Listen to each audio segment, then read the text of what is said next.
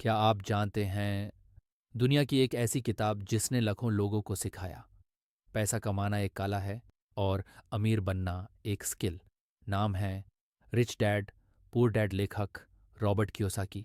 और ये कहानी है दो बापों की, एक रिच डैड, एक पुअर डैड, और एक लड़के की जिसे दोनों ने जीने का एक अलग तरीका सिखाया। Chapter 1, the rich don't work for money. Robert के पास दो पिताएं थे।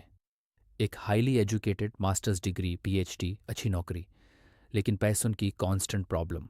दूसरा स्कूल ड्रॉप आउट लेकिन मिलियनेयर बिजनेसमैन। पुअर डैड कहते थे पढ़ो, नौकरी करो, पेंशन लो। रिच डैड कहते थे फाइनेंशियल एजुकेशन लो, पैसा कमाना सीखो, पैसा को काम पर लगाओ। जब रॉबर्ट ने 9 साल की उम्र में बिजनेस स्टार्ट किया, रिच डैड ने उसे एक सबक दिया, जिंदगी भर पैसा के लिए काम करोगे या पैसा तुम्हारे लिए काम करेगा। Chapter 2, why teach financial literacy. Rich dad ने सिखाया अगर अमीर बनना है तो पैसा समझना पड़ेगा।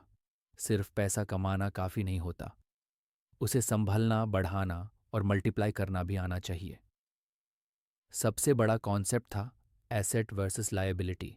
एसेट जो आपके लिए पैसा बनाए, प्रॉपर्टी, स्टॉक्स, बिजनेस।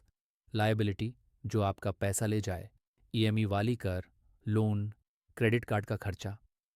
गरीब लोग लायबिलिटी खरीदते हैं सोच कर कि वो एसेट है।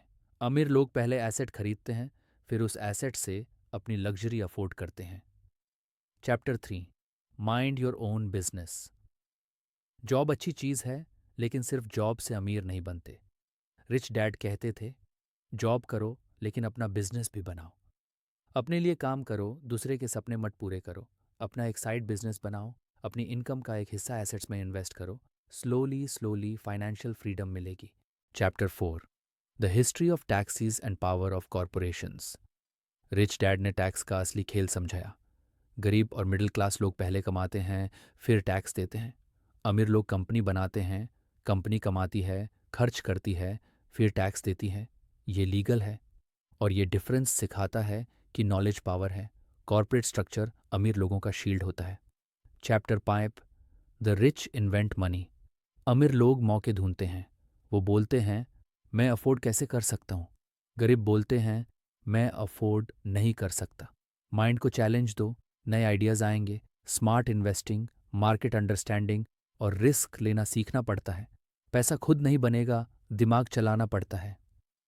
Chapter 6, work to learn, don't work for money. Rich dad कहते थे अलग अलग स्किल्स सीखो, सिर्फ एक जॉब या सब्जेक्ट का एक्सपर्ट मत बनो। Marketing, sales, people skills, investing, सब सीखो। तुम्हें पैसा कमाना नहीं, सिस्टम बनाना है जिसमें पैसा तुम्हारे लिए आए।